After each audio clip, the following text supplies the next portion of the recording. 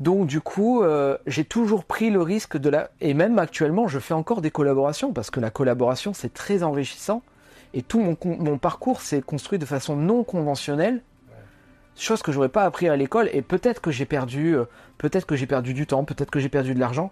Mais moi, cette expérience, il fallait que je la fasse. Bienvenue dans le podcast des photographes professionnels. Dans cette émission audio, je partage avec vous de grands entretiens avec des experts de la photo, de la vidéo, du journalisme ou encore de l'entrepreneuriat dans le but de vous aider à progresser et vous épanouir dans votre activité professionnelle. Cette semaine, nous sommes à Londres et nous avons rendez-vous avec Cédric Tozoni. Dans cet épisode, il nous parlera de son parcours de photographe expatrié, spécialisé dans plusieurs domaines, notamment le portrait, la mode ou encore le e-commerce. N'oubliez pas de vous abonner au podcast pour être tenu au courant de la sortie des prochains épisodes. Et si ce format vous plaît, n'hésitez pas à le faire savoir en le partageant ou en laissant un commentaire et une note de 5 étoiles sur votre plateforme d'écoute préférée. Je vous laisse en compagnie de Cédric et vous souhaite une bonne écoute. Salut Cédric, est-ce que tu peux te présenter ? Salut Fred, je suis content de te voir ici à Londres. Je m'appelle Cédric Tozoni, je suis actuellement photographe et je vis désormais à Londres depuis 9 ans. Donc j'ai une carrière un peu atypique. On commence par le début ? Ouais, carrément. Alors, moi je me suis directement engagé à l'armée, donc il me fallait quelque chose qui bouge un peu, j'étais un petit peu hyperactif, et il fallait que je canalise mon activité. Le lycée c'était pas trop mon truc, j'étais très fort quand ça me plaisait, mais quand ça me plaisait pas, il y avait rien. Donc du coup on m'a vite fait comprendre au bout de 2 secondes que ça serait bien de m'orienter sur autre chose. Et voilà, et mes parents m'ont fait vite comprendre aussi que ça serait bien de trouver un boulot, un vrai boulot stable et tout ça. Donc du coup, je me suis engagé au 9e RCP à l'époque, le 9e régiment de chasseurs parachutistes. Puis ensuite, qui a bifurqué en 1er régiment de chasseurs parachutistes 2 ans plus tard. Une carrière sympa, vraiment très bien, avec plein d'activités, plein de copains, plein de missions, des missions intéressantes, des missions extérieures intéressantes. Des sauts en parachute, ouais, plein de choses bien, toutes les activités militaires qui n'intéresseront pas forcément les auditeurs de la photographie, mais des stages commando, des choses comme ça, avec des missions à droite à gauche, très très bien. Puis un jour c'est le crash, et donc là tout s'arrête, ça fait partie du contrat, on savait pourquoi on s'engageait, on savait que ça faisait partie aussi de la vie militaire. Je me réveille à l'hôpital, on m'annonce que c'est assez grave, qu'il faut m'évacuer sur une clinique, la clinique des Cèdres.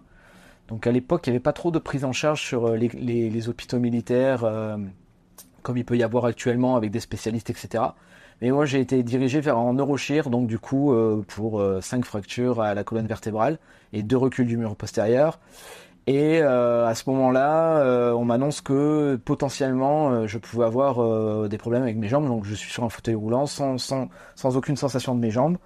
Donc là c'est une grosse claque, les choses s'arrêtent un peu brusquement.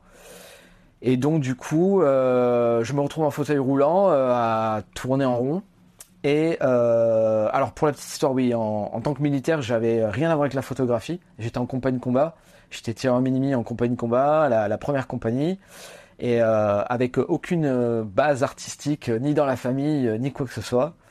Et à l'hôpital par hasard, mais vraiment par hasard, je m'ennuyais, je tournais en rond sur le fauteuil roulant, et je me suis acheté à l'époque les premiers appareils photo numériques qu'il pouvait y avoir. C'était un Canon 300D si je me rappelle bien. Et j'ai découvert ça vraiment par hasard. C'était assez facile à comprendre parce qu'on pouvait faire la photo et voir le résultat directement, ce qui était complètement différent du film. Et donc du coup, j'ai eu de la rééducation, beaucoup de rééducation, 2 ans de rééducation quasiment. Et pendant ce temps-là, on m'a proposé. Donc le régiment était très très très compétent pour monter les missions, pour tout ce qui était opérationnel, c'était très très compétent, mais on n'avait pas toutes ces associations qu'il y a actuellement qui peuvent prendre en compte la vie des blessés en mission, des blessés de guerre, etc. Et il n'y avait pas tout ça. Donc du coup on m'a proposé soit une mutation dans un régiment à 3 chiffres dont je ne tairai le nom, soit une reconversion. J'arrivais sur mes 10 ans. Donc du coup je suis parti sur une reconversion et en découvrant cet appareil photo, j'ai eu les gens me disaient mais naturellement on est à l'aise quand tu prends les photos avec les gens. Donc du coup je sais pas d'où ça venait, cette facilité à mettre les gens à l'aise. bon, pour moi, c'était assez simple. Il suffisait d'être naturel et puis d'être honnête. Une fois qu'on avait la confiance et l'honnêteté, les choses se faisaient vraiment très naturellement. Je me suis dit pourquoi pas se lancer dans une seconde carrière. On verra bien en tant que photographe. C'était pour moi. Je l'ai découvert après par la suite avec beaucoup d'années, mais ça a été pour moi une forme d'exutoire et une forme de ça a été une forme de thérapie après l'armée où à l'armée on vit des choses complètement différentes, etc. Et dans la photographie, on est amené à fixer les choses dans le temps. Donc ça, c'est quand même quelque chose qui est quand même assez extraordinaire. Donc du coup, ça m'a plu énormément. Je suis tombé passionné de photographie. Et donc du coup, la motivation était extrême parce que j'ai récupéré l'usage de mes jambes. Il n'y a pas eu besoin de faire beaucoup de grosses opérations ni quoi que ce soit. Donc j'ai récupéré l'usage de mes jambes. J'ai pu me tenir debout, puis ensuite après marcher. Et ma motivation était juste décuplée par rapport à tout le monde, comme quelqu'un qui sort d'un grave accident ou quoi que ce soit. On retrouve goût à la vie, mais un peu différemment. Donc voilà pour le début. Je sais pas si tu as d'autres questions. Vas-y. Donc tu passes c'est une reconversion pour devenir photographe. Tu sais que tu veux te lancer dedans. Dans quel type de photo tu veux te lancer? Alors, la reconversion qui m'avait été proposée ne correspondait pas du tout à une activité de photographe pour plein de raisons. Et donc du coup, j'ai demandé à faire une reconversion à titre personnel. Pendant 1 an, j'étais payé par l'armée, mais je me suis reconverti moi-même. Alors au départ, moi j'ai eu une reconversion quand même assez atypique avec une motivation extrême pour apprendre les choses rapidement. Je faisais des photos de personnes, d'amis à moi, etc. Ça me plaisait, c'était vraiment très intéressant. Et les gens me disaient ah, ça me fait du bien, je me sens à l'aise, je me sens en confiance, garçon, fille ou quoi que ce soit. Donc ça c'était très intéressant pendant la première année, mais il fallait que je maîtrise la lumière. Je maîtrisais pas la lumière, j'avais aucune notion technique ni quoi que ce soit. Et à l'époque, il existait un forum dont je salue le créateur qui s'appelle Fabien Azopardi, qui s'appelait Quad 9, et dont j'ai encore rencontré récemment des photographes qui faisaient partie de cette génération de forums, où c'était juste exceptionnel et c'était vraiment un forum exceptionnel, c'était vraiment très bien. En gros, on postait notre photo pendant 24 heures, on était anonyme. Et les gens critiquaient la photo, mais il n'y avait pas d'emoji en fait, hein, donc c'était très bien, il n'y avait pas de like ni quoi que ce soit, ça n'intéressait personne les likes. Ce qu'on voulait, c'était se faire lessiver, se faire démonter la photo, mais expliquer pourquoi ça plaît pas, pourquoi ça ne va pas, etc. Alors les gens qui avaient un gros ego restaient généralement pas plus de 24 heures, et par contre on ne pouvait pas soi-même commenter la photo. Donc c'était totalement anonyme, mais on arrivait à deviner un peu les griffes, les pattes de certains, etc. Et c'était ultra enrichissant. J'ai appris énormément, j'ai posté mes premières photos dessus, je me suis fait cartonner et c'était ultra intéressant. On avait des retours et dans les retours il y avait peut-être 60% qui concernaient la même chose, c'est-à-dire les aspects de l'exposition, la lumière, les cadrages, etc. Des bases qu'on peut apprendre à l'école et 20% qui étaient des critiques un peu plus personnelles qui concernaient plus le style photographique dont on n'était pas obligé de prendre en compte ces critiques-là parce qu'il faut quand même garder sa créativité, etc. Et j'ai appris énormément, j'ai progressé énormément pendant 4 ou 5 ans et il y a encore des photographes en activité qui faisaient partie de cette génération des Quad 9 qui était juste un super forum qui était vraiment très bien, qui n'est pas Quad 9 d'ailleurs, qui est sans prétention, qui a rien à voir. Mais voilà, pardon, c'est le forum sans prétention de Fabien Azopardi. Et c'était juste magnifique. Bon, les modérateurs ont eu des nuits un peu difficiles à modérer tout ça, parce que des fois, il y avait des sujets qui étaient très polémiques. Mais dans l'ensemble, ça m'a permis d'apprendre énormément. J'ai fait une journée porte ouverte dans une école de photographie toulousaine. J'ai vite compris que le contraste entre la vie militaire et la vie d'étudiant, notamment en école photo, ça allait pas être pour moi. Ça allait être compliqué. Ouais. Ça allait être compliqué. L'avantage d'une école photo, c'est que on apprend très vite des choses très intéressantes avec des gens qui maîtrisent parfaitement le sujet. Il y avait des coûts à prendre en compte qui n'auraient pas été pris en compte par le régiment, qui n'auraient pas été pris en charge par le régiment. Et faire 2 ans, voire 3 ans avec des personnalités qui n'avaient pas le même parcours que moi et la même motivation, etc., aurait pu être un peu compliqué. Donc j'ai vite fait une croix sur les écoles photo qu'il pouvait y avoir. Ensuite, il n'y avait pas trop de vidéos YouTube aussi à l'époque, mais beaucoup de livres. Parce que là, on est encore en 2007, du coup. Et là, on est en 2007, ouais, 2007. On est en 2007, 2008, 2009. Et la motivation, elle est... Donc je faisais des photos et puis ça me convenait pas. J'ai un côté perfectionniste, j'ai toujours un côté perfectionniste, mais dans tous les domaines. Et un côté un peu bricoleur. Donc du coup, je me rappelle, j'ai acheté mes premiers flashs en Allemagne sur des trucs qui coûtaient vraiment vraiment pas cher, qui n'étaient pas d'une qualité exceptionnelle, mais qui coûtaient pas cher. Et je suis parti monter un petit studio où je faisais de la photo, beaucoup de photos de modèles et tout ça, pour saisir l'instant et ça me plaisait énormément. Mais en parallèle, je me formais aussi à la photo d'objets parce que vite fait, après 1 an de reconversion, il a fallu que j'assure mes arrières en tant que freelance. Et j'ai découvert que la partie faire des photos avec modèle, c'est sympa pour capter des émotions, capter des regards, des choses assez intenses. C'était vraiment sympa. Par contre, il n'y a pas le marché qui est fait pour ça. Ce qui pouvait s'en rapprocher, c'était la mode. Mais moi, le vêtement ne m'intéressait pas en fait. Moi, je voulais de l'humain. C'est pour ça que même actuellement, j'ai du mal à me caractériser en tant que photographe de portrait. Je ne fais pas de portrait. Je suis plus un photographe documentaire que photographe de portrait. Moi, ce qui m'intéresse, c'est les émotions. Donc du coup, je voulais aussi conserver ma liberté et ma créativité là-dedans sans avoir de directeur artistique qui me guide dans ce que je dois faire. Donc la mode ne m'intéressait pas plus que ça. En plus, ça demandait de travailler avec des équipes, ça demandait de travailler avec la logistique, ça demandait de travailler avec des moyens techniques assez importants. On ne pouvait pas arriver avec ces 2 petits flashs venus d'Allemagne pour proposer un shooting de mode à des grandes boîtes parisiennes, etc. Ça, c'était pas possible, ça ne matchait pas. Je n'avais pas le niveau, j'avais pas le level.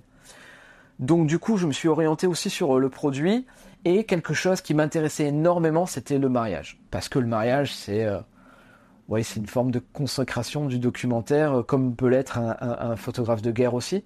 Mais j'avais plus d'opportunités dans le mariage que dans la photographie de guerre par la suite.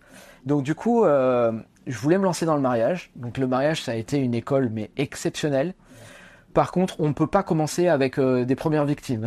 Dans le sens où on peut pas dire à quelqu'un, écoutez, je vais vous faire votre mariage, c'est mon premier mariage. Donc on va découvrir, c'est pas possible. C'est pas honnête. Et moi, j'ai toujours gardé cette éthique, cette honnêteté. Je peux être audacieux, mais par contre, je ne mens pas. C'est-à-dire que si je ne sais pas le faire, je dis honnêtement, je ne sais pas le faire. Je n'ai pas d'expérience dans ce domaine-là. Donc, je veux avoir de l'expérience avant de me lancer tout seul dans les mariages. Donc, je regarde sur Internet les photographes de mariage à Toulouse. Je découvre quelqu'un qui est Alexis, qui est un très, très, très, très, très bon photographe de mariage. J'étais en admiration avec son travail. Et je le rencontre et je lui dis ouvertement, je lui dis voilà, moi je veux devenir photographe de mariage, mais je ne veux pas être en concurrence avec toi. Je veux juste pouvoir travailler par la suite au nom de ton studio photo en tant que photographe. Mais j'ai besoin d'être formé. Donc j'accepte la collaboration pendant une saison pour travailler avec toi. Comment on peut dire en shadow, dans ton dos, en second shooter. En second shooter, voilà. C'est un mot anglais aussi, mais bon, en second shooter. Il accepte de suite, il voit qu'au niveau méthodologie, au niveau logistique, au niveau... c'est carré. Hein. C'est carré. Hein. Je pars au terrain là avec le sac à dos, 2 caméras en backup, j'en loue une pour l'occasion. Je fais mes petits plans sur Google Maps avant de faire le mariage. J'ai toujours un point d'avance, un step d'avance, une étape d'avance sur l'action qui va se passer, et puis je découvre en même temps que lui. Et un peu comme à l'armée, hein, on a nos zones de tir, c'est-à-dire que s'il est en grand angle à droite, je vais faire attention de me mettre au téléobjectif à gauche sans rentrer dans son champ, tu vois.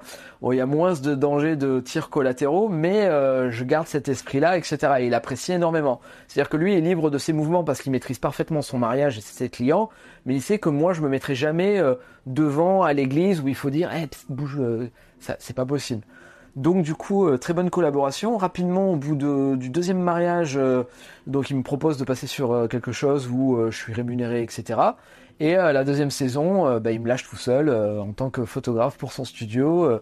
Donc Après, moi, j'ai jamais eu de problème à me remettre en question. C'est-à-dire que c'est mon côté perfectionniste. Même maintenant, en 2024, je fais des erreurs, je commets des erreurs en photographie, etc. C'est pas grave. Ça permet de créer de l'expérience. Donc ça ne me pose aucun problème. Donc moi, ce que j'aime, c'est les rétex. Mais il n'y a pas de rétex dans le civil. Donc on fait des briefs, des brainstorming ici, etc. Pour dire, voilà, t'as merdé là, t'as fait ça, ça va pas. Et ça me pose aucun problème sur mon ego. Parce que ça me permet d'évoluer et ça me permet de pas faire 2 fois les mêmes erreurs par la suite. Donc je me considère pas comme étant un photographe qui a 3 ans d'école, qui a payé 45 000 euros pour faire 3 ans d'école, je sais pas, je dis des chiffres n'importe quoi. Mais je me considère pas comme étant le meilleur, etc. Mais cette remise en question, elle est permanente. Et tous les jours, sans perdre ma motivation, sans perdre la confiance en moi, je sais d'où je viens, je sais ce que j'ai vécu, etc. J'ai vécu encore il n'y a pas si longtemps des moments difficiles, très difficiles, notamment lors de mon arrivée à Londres, on y viendra après. Ça me pose pas de problème. Donc là, il me débriefait, il me dit là, quand t'as fait ça, ça va pas, ça c'est pas bon, là ta photo elle est pas bonne, ta. Et j'apprenais mais énormément, un peu comme sur le forum sans prétention. Et ben c'était dans la continuité. En parallèle, je rencontre des agences de com. Les agences de com avec mon Canon EOS 300 et mon 8 millions de pixels me disent écoute, on a besoin d'un 4x3 pour Carrefour. Je leur dis voilà, c'est un 4x3 avec des lunettes et devant il y avait 3 modèles. La photo avec modèle, il n'y a pas de problème, je maîtrise. Il n'y a pas de problème, je vais y arriver. On va les faire. La photo avec lunettes, j'ai jamais fait de lunettes. Donc là, il y avait des reflets à prendre en compte. Je prends une paire de lunettes chez moi pendant 3 nuits, jour et nuit. Je travaille la disposition de mes lumières. Je travaille ça, les retouches. Je présente au client la photo test. Il me dit ok, c'est validé, il n'y a pas de problème. Et là, quand j'en parle à d'autres collègues qui étaient photographes pro et que je leur dis oui, mais j'ai fait le test gratuitement, ils me disent mais non, mais qu'est-ce que t'as fait? Il faut pas faire les choses gratuitement, nanani, nanana. Mais honnêtement, moi, je pouvais pas le faire. C'était pas dans mes compétences de proposer une photo dont je n'avais pas l'expérience de l'avoir fait. Donc du coup, j'ai toujours pris le risque et même actuellement, je fais encore des collaborations parce que la collaboration c'est très enrichissant et tout mon parcours s'est construit de façon non conventionnelle. Chose que j'aurais pas appris à l'école et peut-être que j'ai perdu du temps, peut-être que j'ai perdu de l'argent, mais moi cette expérience il fallait que je la fasse. Non mais ça je te coupe, petite parenthèse, mais tous les photographes professionnels, là je fais des gros guillemets pendant qu'on fait cet audio, qui te disent, qui t'engueulent parce que limite qui t'engueulent, parce que c'est le cas sur les groupes Facebook, le mec te dit mais comment oses-tu te brader ou travailler gratuitement ou à moins de 100 euros la journée, je sais pas quoi, enfin moins de 1000 euros la journée pour c'est brader. Au pire, c'est des connards. Franchement, je suis honnête. Au mieux, c'est des mythos, parce qu'en fait, tout le monde bosse gratos à un moment donné dans sa vie parce qu'il aime bien le projet, parce qu'il a envie parce qu'il ne se sent pas légitime, il veut se former et tout. Et moi, je trouve ça, je dis connard, c'est peut-être dur, mais je trouve ça pénible en fait, parce que moi, je récupère pas mal de gens dans mes formations qui me disent, quand moi je leur dis, bah vas-y, mais ça, si t'as pas de problème à bosser gratos un jour pour faire un truc, pour tester, fais-le. Et les mecs me disent, ah mais non, mais tu sais, ils sont traumatisés du mec qui a dit, t'es une merde si tu fais ça, tu vois. Et c'est dommage parce qu'en fait, tout le monde fait ça. Mais par contre, effectivement, quand tu as un certain niveau, quand tu as une certaine aura dans le milieu de la photo, j'ai l'impression que c'est pas beau de dire que tu as bossé gratuitement à un moment donné, voire même, tu sais, dans le milieu de la presse, c'est pas beau de dire qu'on fait du corporate, qu'on fait du mariage et tout. Et c'est une hypocrisie totale, tu vois, de dire ensuite aux gens de faire de la leçon, alors que toi-même, tu l'as fait. Mais tu vois ce que je veux dire? Et donc, c'est cool. Mais on en parlera, je pense, de ton parcours de militaire qui t'a peut-être aidé à avoir justement cet ego, enfin ce manque d'ego peut-être. Mais pour revenir sur ton passage, donc reprends sur ta présentation. Là, t'en es où du coup? Tu fais ton premier mariage, enfin tes premiers mariages, tu fais tes premières prestations du coup? Attends, je voudrais juste rebondir sur ce que tu as dit, vite fait sur une chose. Il y a un point qui est extrêmement important et c'est juste ma philosophie à moi. C'est soit je travaille gratuitement pour montrer mes compétences à un projet, mais quand je fais le projet, je ne me brade pas sur le prix. Je fais un prix qui est full.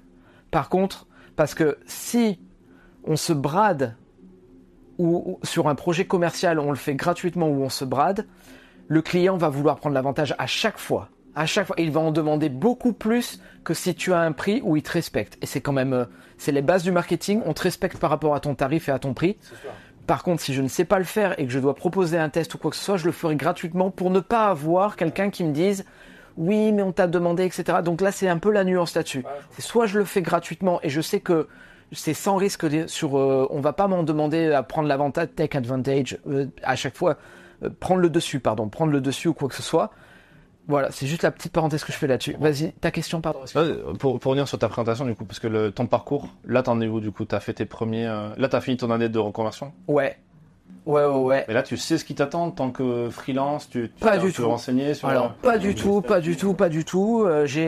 En parallèle de ça, moi, j'avais découvert une association photo à Toulouse, etc., où j'avais rencontré beaucoup de monde, et je m'étais énormément investi, mais beaucoup, notamment dans toutes les collabs photos, etc., et enrichir l'expérience, les week-ends, etc. C'était non-stop, la photo. C'est vraiment un exutoire. Ça me faisait du bien, mais énormément de bien. Ça m'a sorti un peu tous les démons qu'on peut avoir après d'avoir été blessé, etc. Bon, d'avoir été blessé à l'armée, ça permet, c'est vraiment une forme d'exutoire pour moi. C'était nécessaire. Et encore maintenant, s'il y a un moment où un passage ça va pas, je me plonge dans la photo à fond. Je sais que voilà, ça me met le smile et le sourire aux lèvres. Donc du coup, le mariage. En parallèle, les agences de com qui m'appellent pour faire quelques photos un petit peu corporate et tout ça. Le documentaire me plaisait énormément. Ce côté mariage, tu joues ta réputation sur chaque mariage, donc t'as pas le droit à l'échec ni quoi que ce soit. En parallèle, beaucoup de modèles, et notamment de modèles féminins qui me disaient, écoute, moi je suis en confiance, j'aimerais bien qu'on fasse des photos ensemble et tout ça. Donc ce côté un peu portrait book et tout ça plaisait. À ce moment-là, j'ai eu travaillé avec des modèles sur l'association photo et tout ça qui m'ont mis en contact, et tout a été mis en contact par opportunité et par enchaînement de je rencontre telle personne, je vois telle personne et on me met en personne et telle personne me recommande, et de recommandations, un réseau de recommandations du bouche à oreille, énormément. Et là, on me dit, oui, il y a une agence de mannequins qui aimerait bien te rencontrer, etc. Donc, je remercie Corinne de l'agence Calao qui m'a ouvert ses portes. Et on a eu de suite un feeling exceptionnel ensemble. C'est-à-dire que c'était une maman pour ses filles. Et moi, quand je travaille avec de l'humain, avec des modèles, et notamment des modèles féminins, mon éthique, elle est au maximum. C'est-à-dire que là, la confiance, elle doit être maximum. C'est pas simplement dans le speech et dans la façon dont on parle, c'est aussi dans la façon dont on la regarde, la façon dont on l'observe quand on fait les photos.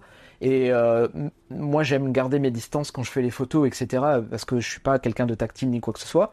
Et ça se ressent. Et là, de suite, les gens étaient en confiance. La réputation, ça se transmet. Donc les gens disaient, ah, j'ai fait des photos avec Cédric, tu peux y aller sans problème, etc.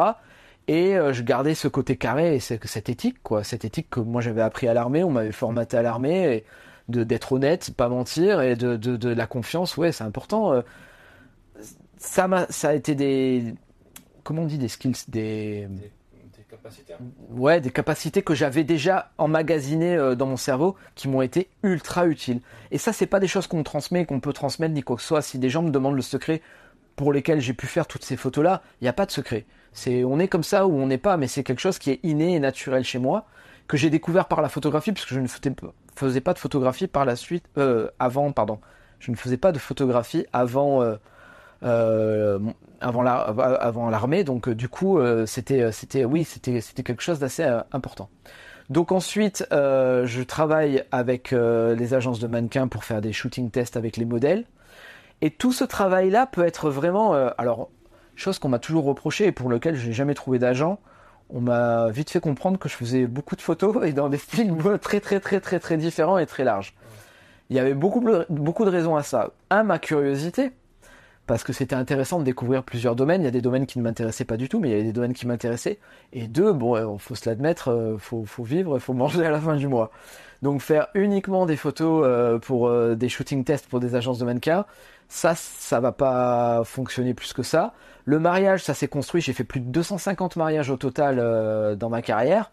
Ça s'est construit uniquement de la réputation, du bouche à oreille, avec des mariés, avec des invités qui disent « Ah, mais on a rencontré un photographe très discret. » J'y vais pas avec un gilet de combat et 3 appareils photo autour. Discrétion, je suis là mais je suis pas là, et les gens se sentent à l'aise directement. Et c'est là qu'on arrive à capter l'instant et à voir ces émotions, ces choses dans le regard, etc., qu'on ne pourrait pas avoir si les gens posaient, etc. Donc j'ai rapidement eu ça, mais j'ai comblé les failles de la technique par toute l'approche photographie avec les produits. Alors ça a aucun lien, mais pour moi c'était très lié. Parce qu'une fois que tu maîtrises la lumière, bah tu peux vraiment l'adapter au mariage. Donc du coup, souvent au mariage, je prenais un gros flash externe avec j'avais un chariot avec un générateur 220 volts, avec un gros flash de studio et un gros bol beauté en extérieur parce que je voulais pas prendre de parapluie à cause du vent. Le bol beauté résistait mieux au vent. Et pour ajouter une lumière, je n'avais aucun assistant, aucun technicien, rien du tout. Je faisais tout moi-même, je tremblais tout. Il y avait plus de 20 kilos de matériel. Et je mettais ça sur le sac à dos, bah ouais, comme à l'armée. Mais ça me posait pas de problème. Les gens me regardaient, ils disaient, oh le pauvre. Non mais ça va, il pouvait pleuvoir, ça va, je suis en vie, je suis sur mes jambes, je peux marcher, je peux courir, ça va, je suis vivant quoi. Donc ça, les gens ne peuvent pas le comprendre, cette motivation qu'il y a derrière, etc. Et cette énergie, et cette soif cette rage de vouloir réussir à tout prix, etc. Donc ça m'a beaucoup aidé sur le corporate, sur le mariage, etc. Le mariage sur la logistique, c'est intéressant aussi. Parce qu'après, on connaît ces réglages de l'appareil photo. On sait quand on rentre dans une église que ça va être sombre et on sait comment s'adapter. Et on n'a pas le droit à faire plusieurs essais lors de la cérémonie des bagues ou des choses comme ça, etc. Les alliances ou des choses comme ça. Donc, faut aller vite. Faut être sûr que l'autofocus, il est... Mais bon, c'est des choses qui s'apprennent et qui peuvent s'apprendre aussi lors des collaborations avec des modèles, etc. C'est des choses qui viennent de façon innée. Alors, petite parenthèse pour la partie photo, moi j'ai commencé... j'ai acheté un flash, puis c'était vraiment génial la lumière, et puis on va en mettre un deuxième, j'en ai mis un troisième, après j'en ai mis un quatrième, comme c'était des flashs qui étaient pas chers, qui venaient d'Allemagne, et j'en ai mis un cinquième, et je mettais des boîtes à lumière, et je mettais des parapluies, et un sixième, et un septième, et j'ai mis quelques années à comprendre quand même, hein, mais je sais pas, au bout d'une heure, ma lumière elle allait pas, donc il faut tout repartir à zéro, et repartir sur le premier flash pour faire mes réglages.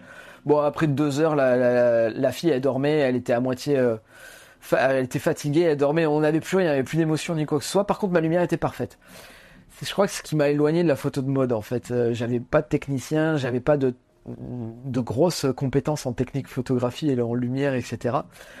Donc du coup, au bout d'un moment dans ma vie, au bout de 5 ans, j'ai abandonné toutes les lumières. J'ai dit, allez, vas-y, c'est bon. Maintenant, je vais faire que de l'humain, de l'expression, du documentaire, etc. Et un peu comme quand on arrive dans une chambre, dans un mariage et qu'on fait les préparatifs, bah là, il faut se placer au bon endroit, là où on peut. Faut placer la lumière. Bon, la lumière, c'est avec un rideau, avec un truc comme ça. Je travaille pas trop au réflecteur. J'aime pas trop le fait d'avoir un réflecteur pour gérer 2 ou 3 sources de lumière. J'ai un peu de mal. Donc, fallait gérer, fallait se placer correctement, être discret, etc. Et c'est une super école. C'est une super école. J'ai appris énormément. Et à ce moment-là, j'arrivais à capter les émotions. C'est ce que je disais aux gens. Je dis, soyez vous-même. Soyez vous-même et ne faites pas semblant de poser ni quoi que ce soit, surtout qu'en plus sur les mariages ce sont des particuliers qui ne sont pas des mannequins ni quoi que ce soit. Et j'ai adapté cette approche du mariage au travail avec les mannequins, etc. en leur disant, venez avec très peu de maquillage. Donc je faisais en sorte de travailler toujours avec une maquilleuse pour pas être seul sur les shootings, mais venez avec très peu de maquillage et on va partir sur quelque chose de très léger. Donc il n'y aura pas cette carapace qu'elles peuvent avoir, etc. à travers maquillage. Il n'y avait pas d'époque d'Instagram avec les filtres, etc. qui a ruiné beaucoup de choses. Et donc du coup, on a avancé. J'ai un client toulousain qui m'a pris pour faire des photos de leur collection de t-shirts toulousains, etc. Donc là, j'allais dans la rue faire des photos. Un petit peu de la mode, oui, mais il y avait beaucoup d'expressions sympas sur la face des modèles. Et puis des rencontres, j'ai fait des rencontres exceptionnelles. Les modèles avec qui j'ai travaillé sont vite devenus, beaucoup sont devenus des amis qui m'ont dit, écoute, moi j'ai envie de refaire des photos avec toi, je suis en confiance, c'est génial, etc.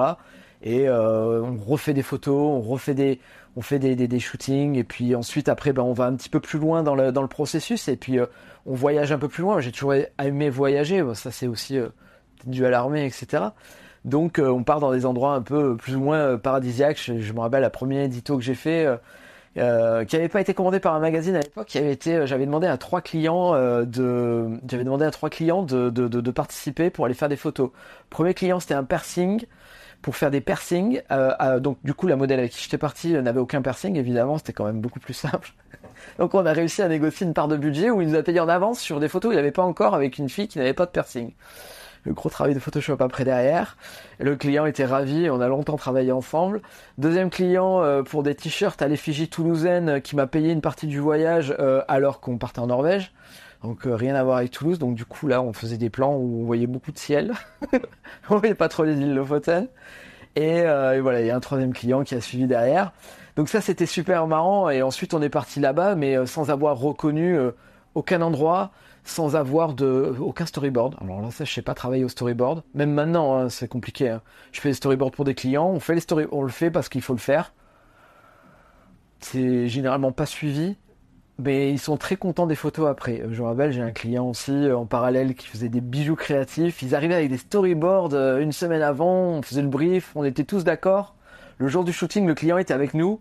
Ah là là là là, ça partait mais vraiment à l'opposé du storyboard. Mais c'était à la demande du client parce qu'il disait le coiffeur avait des idées, le maquilleur avait des idées et tout, et le client validait les idées au fur et à mesure où ça fusait dans tous les sens et on faisait ces photos dans mon appartement.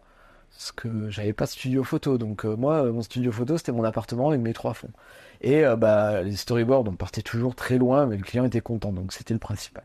Donc on est parti en Norvège, on a fait ces photos et ces photos que j'ai toujours sur mon site internet, c'est des photos qui sont juste il y a quelque chose dans le regard, il y a de l'émotion, il y a quelque chose dans le même si l'eau était à 4 degrés et là j'ai découvert l'avantage d'être photographe plutôt que d'être modèle, tu vois. Je peux garder le blouson, c'est quand même cool. Il y avait quelque chose et là je savais que je savais saisir l'instant, saisir le moment, que j'avais pas besoin de 3 heures de mise en place, etc. Et j'ai gardé ce côté que actuellement j'appelle travail personnel, puisque c'est pas là où je gagne ma vie, c'est pas grâce à ça que je gagne ma vie. Je vends des tirages d'art, mais c'est très aléatoire. Je reviendrai sur les tirages d'art après. Donc du coup voilà, donc très très très vaste hétéroclite, et avec plein de domaines différents, mais avec beaucoup de curiosité et puis l'envie de réussir dans tout ce que je fais, etc. Mais j'ai jamais été dans un domaine niche. Et j'ai jamais voulu m'enfermer dans un domaine niche. Et là aujourd'hui, tu vis de quoi concrètement? C'est quoi le style de photo qui te fait vivre? Alors actuellement, maintenant, depuis 5 ans à Londres, je parlerai de la transition de Londres parce que ça a été quand même une grosse claque sur plein de choses. Sur plein de choses. On peut commencer par ça, ouais. Donc du coup, 2015, beaucoup de choses ont changé, l'arrivée des réseaux sociaux. Je perdais mon éthique, je perdais ce que je sais faire. C'est-à-dire que moi, je veux du vrai, je veux des gens vrais, je veux des gens qui s'acceptent, qui s'assument tels qu'ils sont. Ce côté be yourself, be unique et ce côté, je perdais ça avec l'arrivée des réseaux sociaux où au départ c'est parti avec des filtres Bambi, c'était bon enfant. Et ça a vite dérivé sur des choses où, des filtres, de la chirurgie esthétique énormément. L'arrivée de la chirurgie esthétique dans les agences de mannequins, beaucoup à Londres aussi notamment, etc. Et puis des gens qui ne sortaient plus sans maquillage, pas une généralité, mais c'est devenu une normalité. Et là, ça devenait compliqué. Donc du coup, ces gens-là, il y a eu l'effet Covid aussi. L'effet Covid, les gens ont appris à se prendre en photo eux-mêmes, etc. par des selfies. Donc il n'y avait plus besoin d'avoir de photographes pour avoir des followers. On a perdu cette éthique-là, ça a été perdu, etc. Mais moi, je ne pouvais pas, juste par aspect marketing, bifurquer sur quelque chose où j'étais dans le faux. Je peux pas, c'est pas possible, c'est impossible, j'arrive pas à le faire. Je peux pas, c'est pas possible, c'est pas dans mes compétences d'être dans le faux. Moi, je demande aux gens d'être vrais et de vivre le vrai et d'être vrai dans la vraie vie. Donc du coup, l'arrivée des réseaux sociaux, c'était en 2014. Changement personnel aussi, on va dire. J'ai dit, allez, c'est le bon moment, quoi. On va aller se mesurer au meilleur. Donc j'avais 2 choix. C'était soit Paris, soit une autre ville. J'étais déjà venu à Londres, je ne parlais pas anglais. Donc ça pouvait être un bon challenge, je me suis pas découragé. Ça peut être un bon challenge d'aller à Londres. Paris, je ne le sentais pas, je sais pas. Je me sentais pas de partir à Paris. Toulouse, c'était une petite ville, mais dans laquelle j'avais quand même pas mal de clients. J'avais des réservations de mariage 3 ans à l'avance. J'avais une vie confortable. Hein. C'était une vie de freelance, mais c'était confortable. Et j'ai voulu sortir de ma zone de confort. Et j'ai dit, allez, nouveau challenge dans ma vie. Une vie personnelle qui avait changé avec ma copine qui était partie. Donc du coup, tout était aligné pour prendre un nouveau départ. Je suis arrivé à Londres, j'avais vendu ma voiture, j'ai lâché mon appart, j'avais pas de clé en fait, c'est bizarre comme sensation. Hein. J'avais aucune clé, je suis arrivé à Londres, j'avais aucune clé.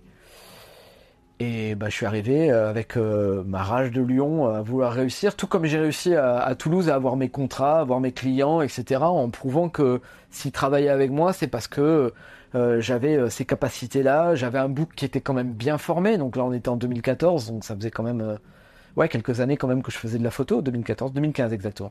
2015, ça faisait 2015 depuis j'avais un bon book qui était bien formé. Avant de partir, j'avais fait du e-commerce énormément avec une grosse boîte de jeans à Toulouse qui m'avait énormément formé. Je m'étais énormément travaillé et formé au e-commerce avec des shootings assez intenses et intéressants avec une marque de fringues qui était vraiment très sympa, etc. On faisait des shootings en extérieur, donc j'avais de l'expérience. Je commençais à prendre vraiment beaucoup d'expérience. J'arrive à Londres en pensant que tout allait être facile parce que de toute façon je parle pas anglais mais on s'en fout, je suis photographe, je suis pas là pour écrire des textes quoi. Donc du coup Google Translate m'a beaucoup aidé. Première interview avec une très très très très grosse boîte de prêt-à-porter, de vente de vêtements très très très très très grosse. Une très très bonne opportunité pour réussir directement à Londres. Petite anecdote, on va en parler vite fait parce que c'était quand même assez sympa. 5 minutes de meeting interview d'entretien d'embauche avec 2 personnes qui me reçoivent. Et là, directement, elle voit que mon anglais, ça faisait un mois que j'arrivais en Angleterre. Mon anglais, c'était pas qu'un problème d'accent, hein, c'était aussi un problème de pas comprendre les mots, quoi. Et elle me dit, what's your skills? Et je fais, quelles sont vos compétences? Quelles sont vos skills? Quelles sont vos compétences? Et moi, j'ai dit, non, mais don't worry, I do not practice a ski or snowboard or anything, no jumping parachute, nothing, don't worry, I'm safe now, very, very safe. Ok, she asks again, elle répète, mais vos skills? Ouais, no snowboard, anything, no risk, no safe. Enfin, safe life. Et donc du coup, au bout de 10 minutes, elle écourte le truc, elle me dit très bien, écoutez, on va vous rappeler, etc. Et voilà, bon, elle m'a envoyé un gentil email pour dire qu'on va éviter les confusions. Et en rentrant, mes colocs m'ont expliqué que ça avait rien à voir avec le snowboard ni avec le ski.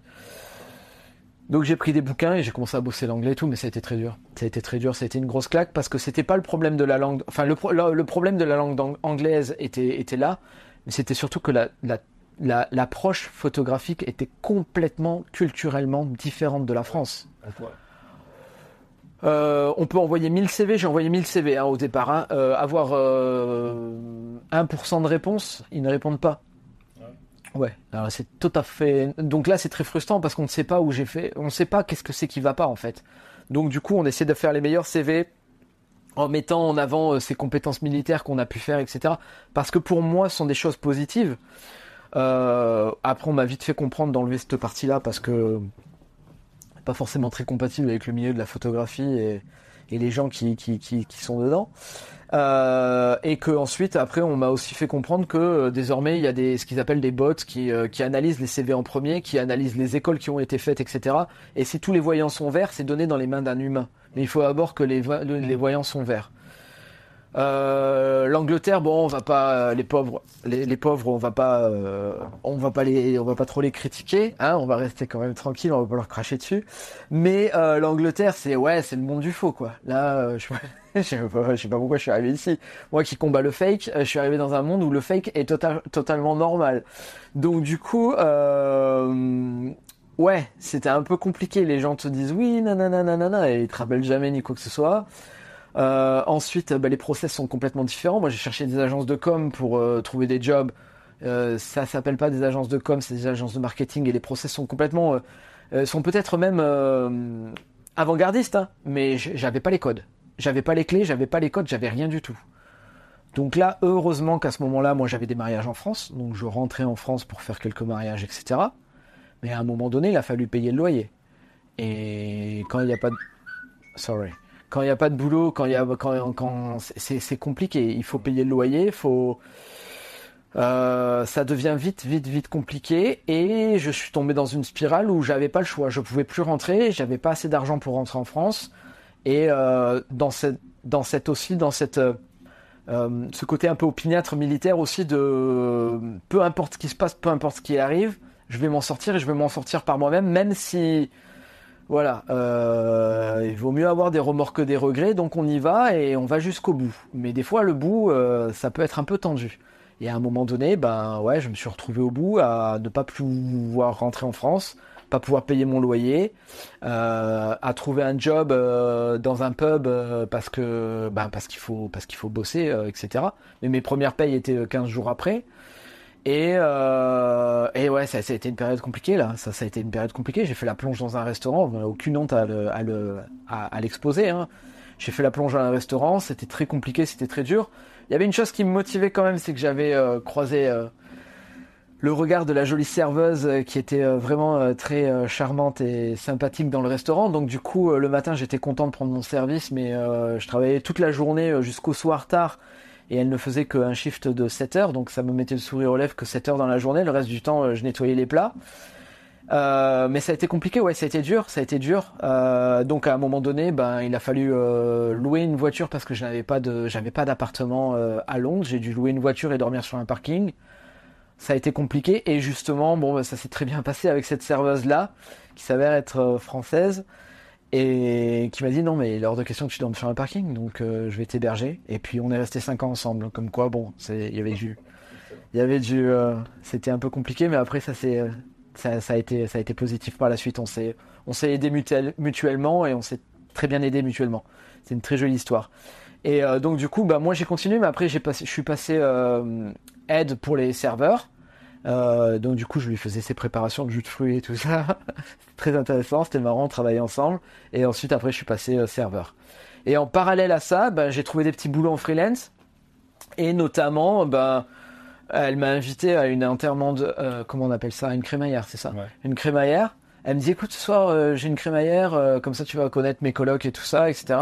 Donc du coup je fais ok, pas de souci. Et je rencontre un gars qui me dit non mais on a besoin d'un photographe. Je travaille pour Vinci, construction, on a besoin d'un photographe. T'as déjà fait un peu d'architecture? Oui, j'avais fait un peu d'architecture, mais comme ça, pour des hôtels. Il me dit, il nous faut un photographe pour faire des photos de la reconstruction d'un hôtel de luxe 5 étoiles à Londres. Donc c'est pour un job en freelance, mais là, on est sur 2 ans de contrat. Viens me voir demain, enfin après-demain, parce que c'était un soir un peu difficile.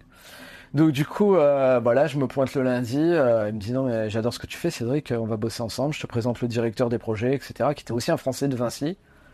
Et là, cool. Donc là, on part sur un contrat de 2 ans. Je fais de l'architecture, je fais des photos de la construction. En parallèle, je fais un peu de corporate. Ça, c'était pas ce qui m'avait été demandé, mais c'est des choses qui m'ont servi par la suite parce que ça me faisait plaisir aussi de le faire. Donc je venais, je faisais des photos des pièces sur les avancées techniques, etc. dès qu'il pouvait y avoir de la reconstruction de l'hôtel. Tout le monde était content. Il me disait tu viens quand tu veux, tu viens dans la semaine, tu viens pour 2 heures, mais tu viens quand tu veux. Donc si je voulais venir le dimanche, je venais le dimanche. Si je voulais venir le soir, je venais le soir, le matin. En parallèle, je trouve un deuxième job sur une boîte où ils font du e-commerce de produits, mais c'est une grosse factory, une grosse usine. Où j'arrive, parce que là j'avais du temps en freelance en plus, parce que j'avais juste 2 heures à consacrer pour l'architecture. J'arrive pour cette boîte, et je me rappelle, je suis arrivé, j'ai dit Cédric, t'as pas le niveau là. Là t'es dans un truc, tu t'es lancé dans un truc, j'avais jamais ouvert Capture One de ma vie. Mais je suis arrivé dans un truc, donc la manager me briefe sur ce qu'on a à faire. Il y a entre 50 et 60 produits à faire. Je vois les gens travailler, je travaille pendant une semaine en shadow. Je te jure que pendant une semaine, et là j'avais de l'expérience, hein. J'avais travaillé entre-temps en Suisse pour des montres, etc. La Suisse, pour les montres en Suisse, c'était vraiment quelque chose d'assez grandiose au niveau photo de produits. J'avais travaillé pendant 4 saisons. Là, je me suis dit pendant une semaine, quand j'étais en shadow, j'ai dit Cédric, tu n'y arriveras pas. C'est impossible. Les gars, ils ont un niveau, ils venaient de tout partout dans le monde, d'Argentine, et on se retrouvait dans un hub avec la crème des crèmes, où les gars faisaient les photos, retouchaient en même temps un petit peu, et ils envoyaient à des équipes de retoucheurs avec des guidelines, comment on dit ça en anglais, en français, pardon. Un cahier des charges. Un cahier des charges qui était mais au centimètre près, et ils travaillaient vite, bien, avec le sourire, et j'ai dit mais tu y arriveras jamais, j'avais jamais ouvert Capture One, je travaillais avec Lightroom. Et là, le process anglais a des choses qui sont compliquées au départ, mais des choses qui sont appréciables dans le sens où ils te mettent dans la sauce, ils te laissent bien macérer et ils te laissent te débrouiller. Ils savent que tu vas faire des erreurs, ils le savent. Mais ils vont pas te pénaliser sur les erreurs que tu fais.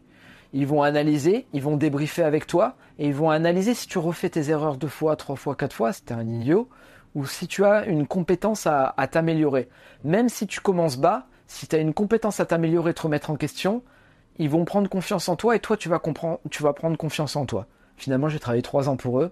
J'ai travaillé pour grosse boîte avec eux. Tous les jours, on arrivait, enfin c'était pas tous les jours, c'était en freelance, hein, donc ils m'appelaient quand il y avait du taf, mais il y avait facilement 5 jours de taf par semaine. En addition de Vinci, etc. Donc là, c'était génial. En parallèle, avec ma copine de l'époque, on voyageait, on est parti aux 4 coins du monde, on pouvait voyager. C'était génial. Je pouvais faire mes photos, mes projets personnels en parallèle. C'était vraiment, ça a été très dur jusqu'à ce que je me retrouve dans la voiture, dans le parking, pour qu'un jour, la porte du bonheur s'ouvre enfin. Et là, j'ai appris énormément. Tous les jours, on arrivait, il y avait un set différent, avec un client différent. On travaillait avec une styliste et ça devait envoyer 40, 50, 60. Si on n'avait pas fait ce qu'on devait faire dans la journée, il fallait rendre compte pourquoi on n'avait pas fini. Toutes les semaines, une semaine par mois, on était amené à passer dans la team retoucheur. Juste pour comprendre que quand nous, on envoie des photos, il faut qu'on envoie les photos le plus parfait possible de ce qui est possible de faire en photographie pour que le retoucheur n'ait pas passé 1 heure sur un truc où moi, en tant que photographe, j'aurais passé 5 minutes. Donc là, tu prends les 2 envers du décor, les 2 choses du décor, les deux sides, les 2 côtés du décor, pardon. Là, et c'est vraiment très enrichissant parce que pendant 1 semaine, tu reçois des photos et tu te dis, si moi j'avais été photographe, ça aurait été beaucoup plus facile à fixer ça, que ça. J'ai appris énormément. Donc ça a duré 3 ans. Et ensuite, après, il a fallu prendre une décision.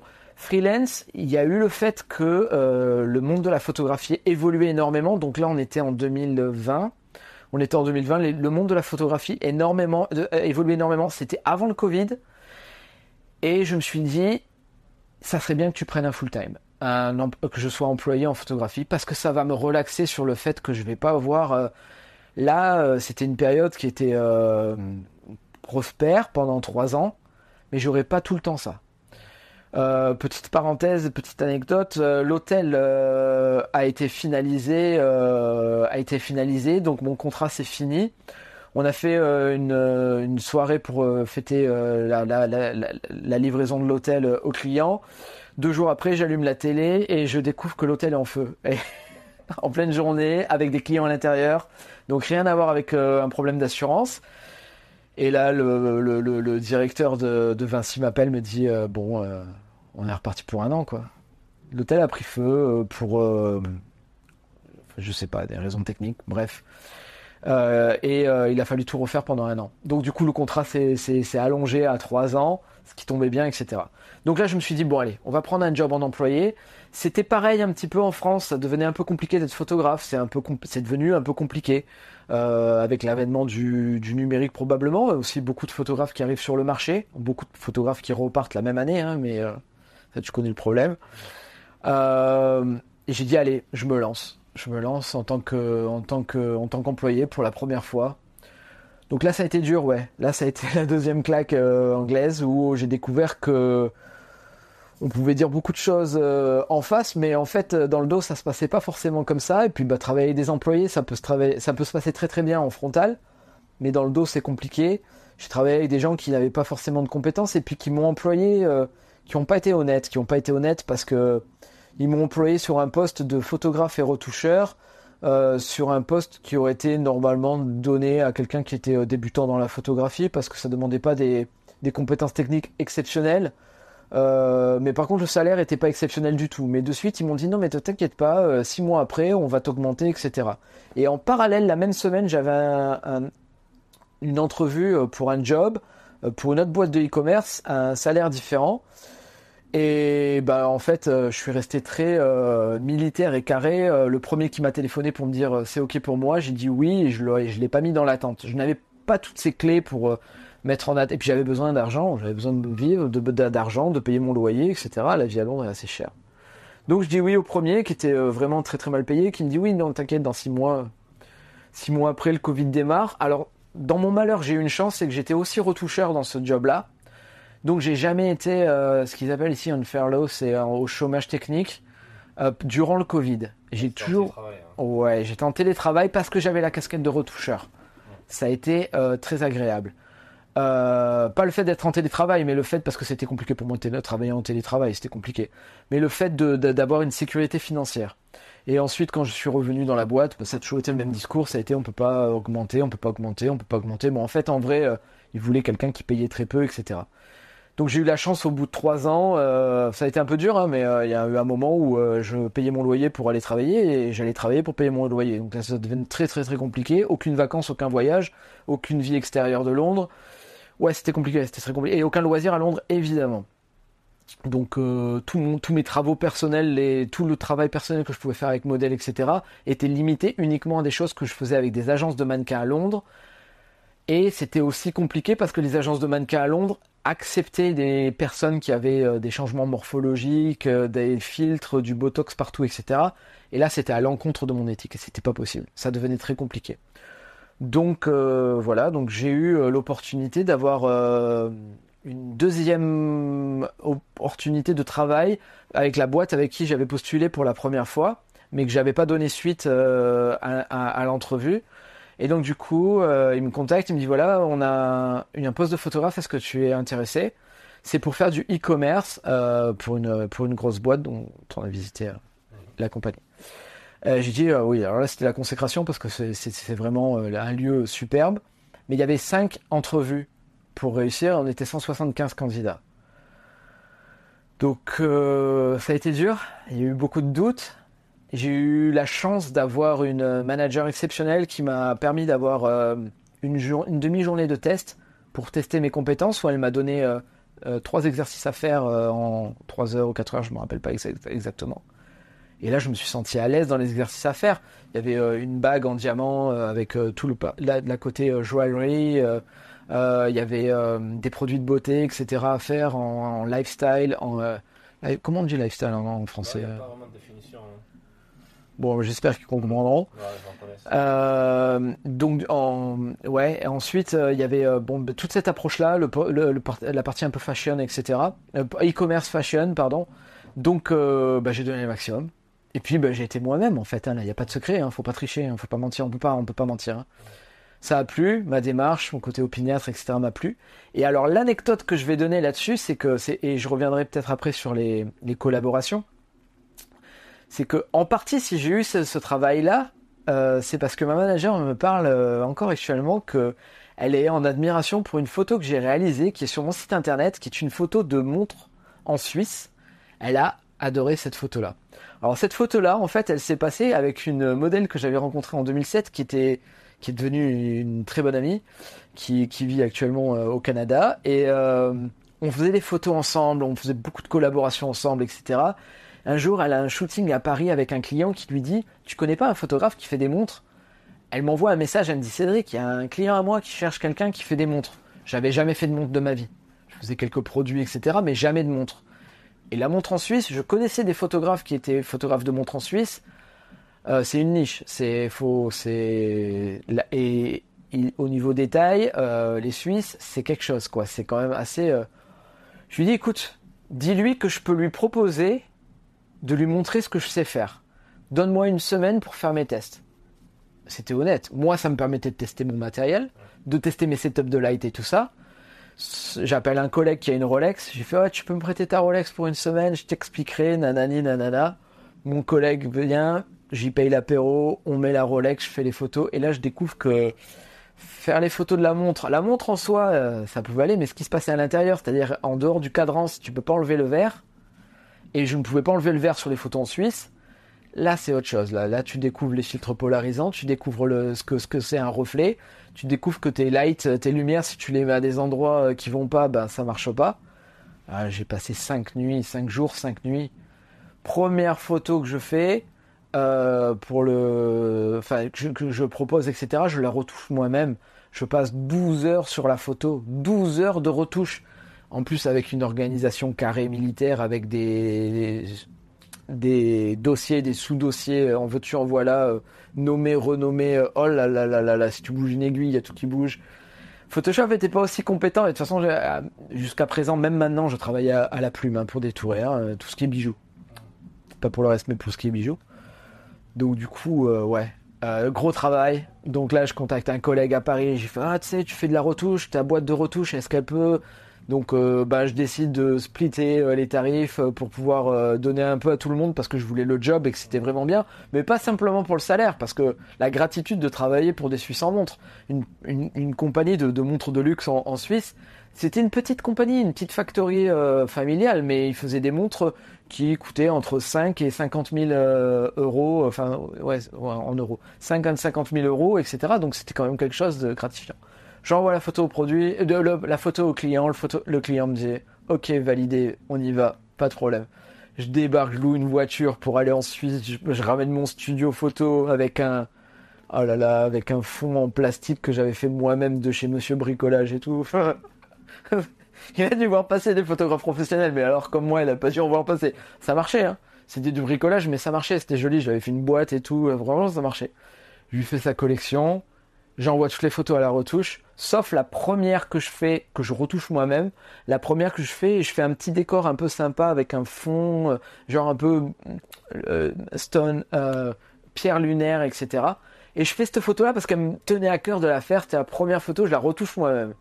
Je mets cette photo sur mon site internet et notamment dans l'entretien de sélection là, pour la boîte où je bosse maintenant, ma manager a vu cette fameuse photo. Donc voilà comment j'ai eu le job.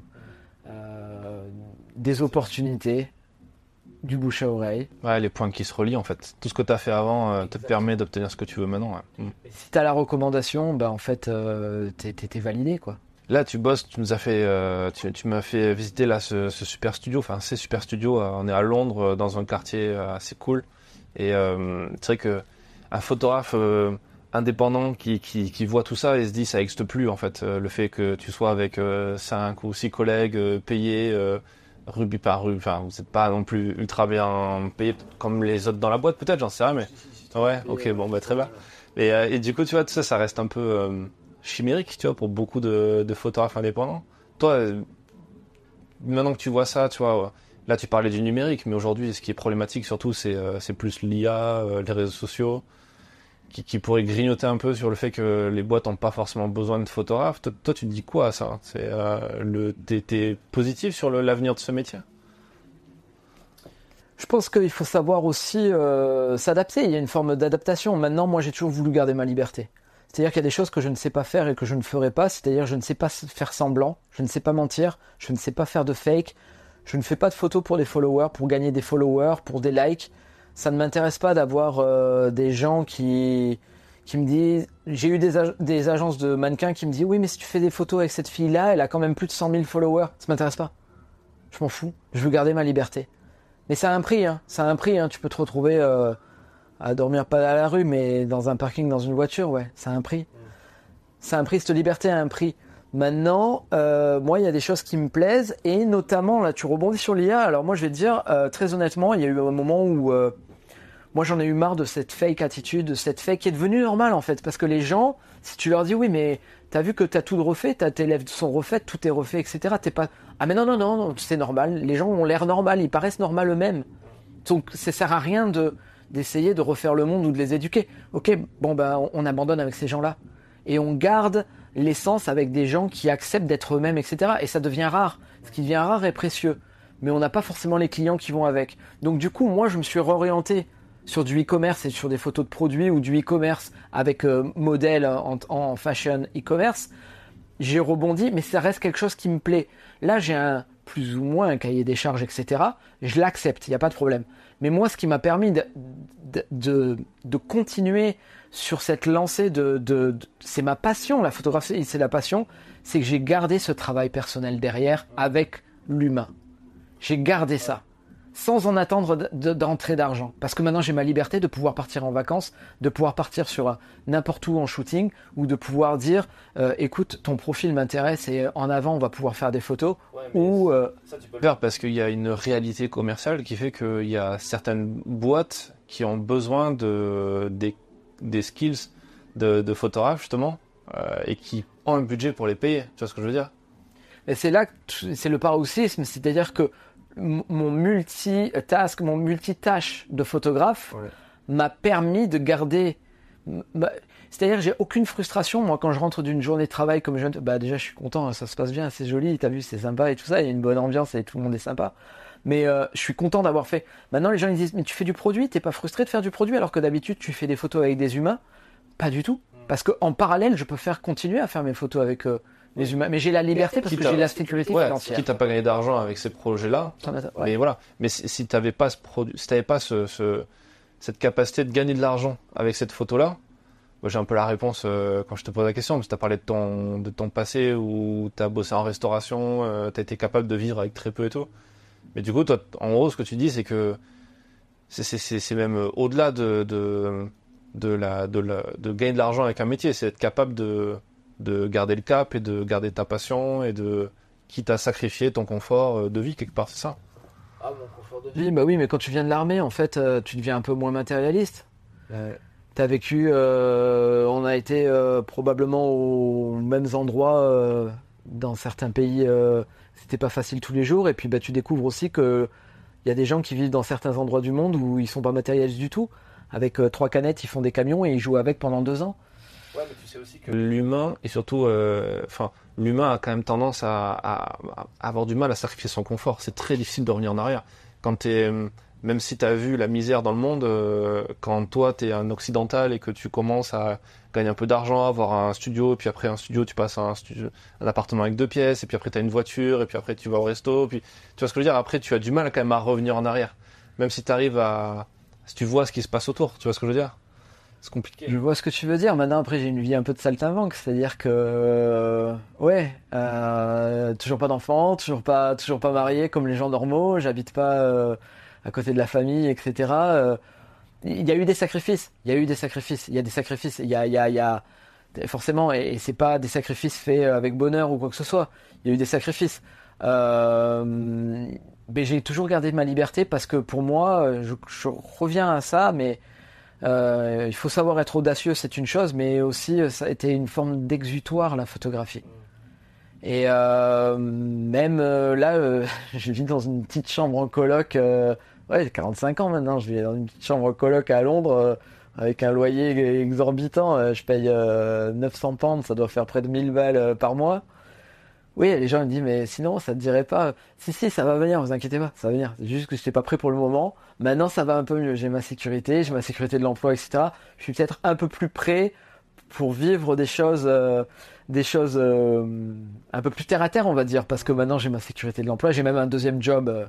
J'ai même un deuxième job à Londres qui est de faire des photos de luxe pour pour des produits de luxe de seconde main.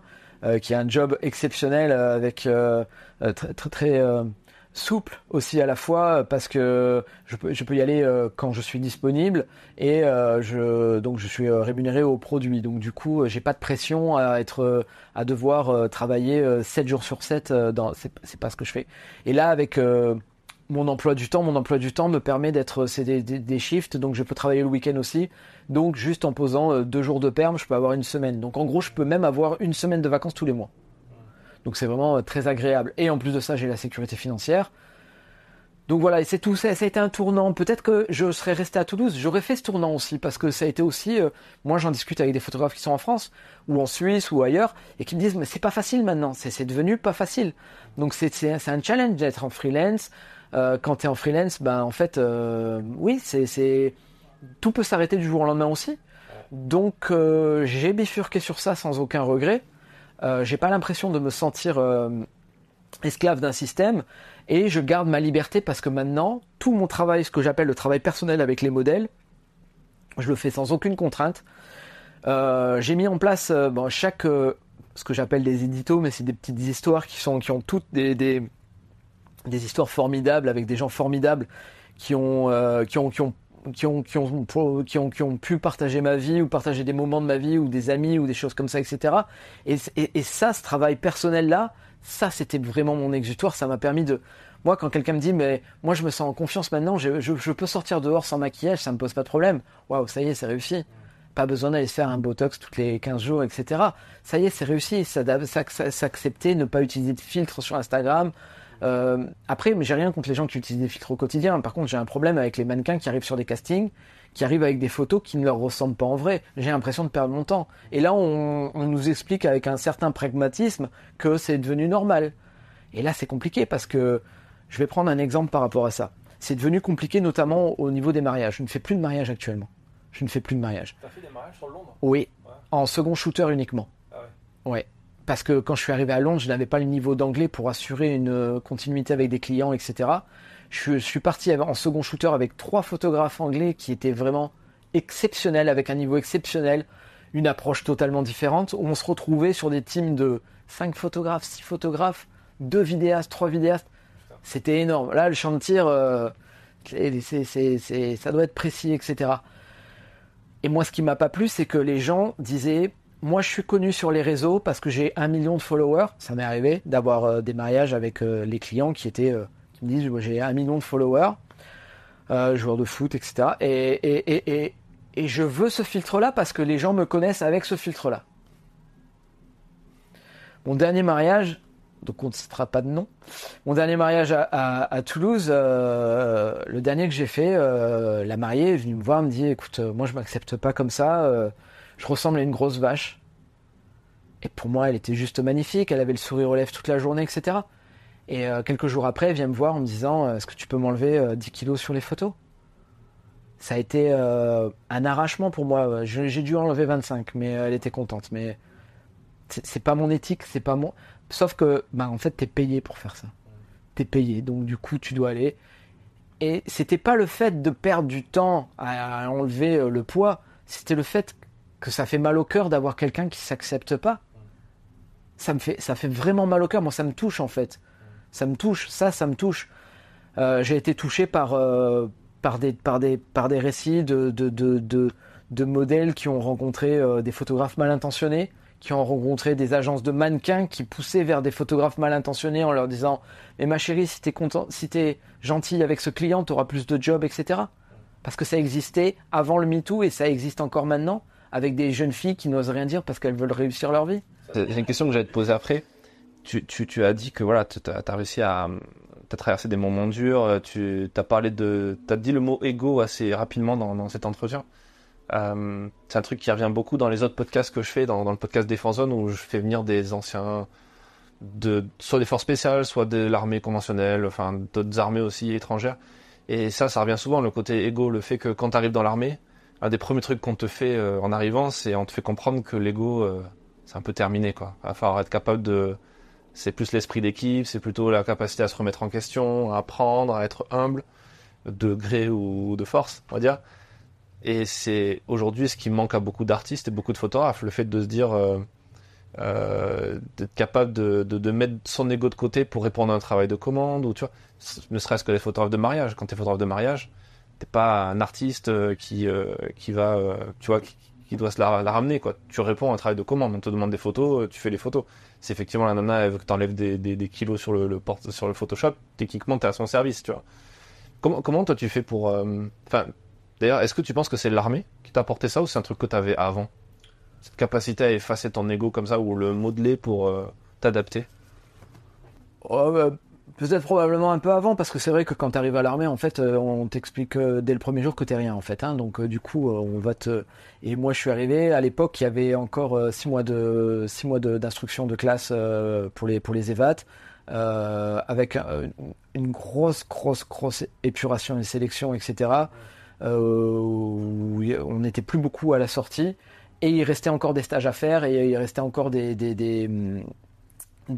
stages à faire, etc. Donc dès le début, si tu as un gros ego, on va vite te faire comprendre qu'en fait, en même temps, tu ne maîtrises rien, parce qu'en fait, c'est pas ton domaine, en fait. C'est pas ton domaine, donc tu peux avoir un gros ego, et on te demande d'avoir un ego aussi, hein. On te demande aussi d'avoir cette capacité aussi, par la suite, après de devenir chef. J'ai fini major de promotion au CME, on te demande ça. Le CME qui est le premier stage pour devenir caporal, donc le premier grade qu'on te donne. Et ils m'ont mis caporal à la suite du CME, puisque quand tu finis major de promotion, on te promo caporal directement. Donc il n'y a pas de problème pour ça, sauf qu'au début on te fait comprendre, et tu comprends très vite en fait, il n'y a pas besoin de grosses démonstrations, que tu ne maîtrises rien, tu n'es rien, et qu'on va faire de toi quelqu'un. et on te montre qui est quelqu'un en allant au musée du premier CP, que tu as peut-être visité. Au musée du premier RCP, on se dit voilà, ça c'est les héros qui ont construit l'histoire du régiment, du 9e RCP à l'époque et le premier RCP ensuite. Donc quand tu arrives au musée, que tu vois toutes ces médailles, etc., et que toi tu es rien, ça rentre assez vite.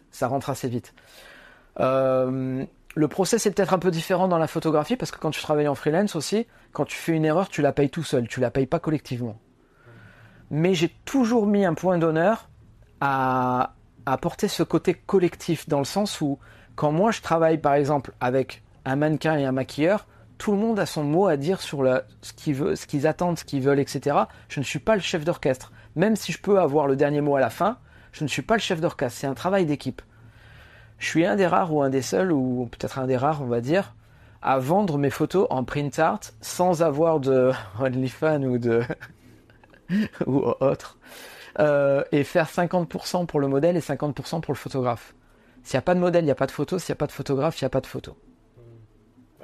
Il y a 50% qui sont reversés directement par le laboratoire à la modèle, 50% au photographe. C'est comme ça que je travaille.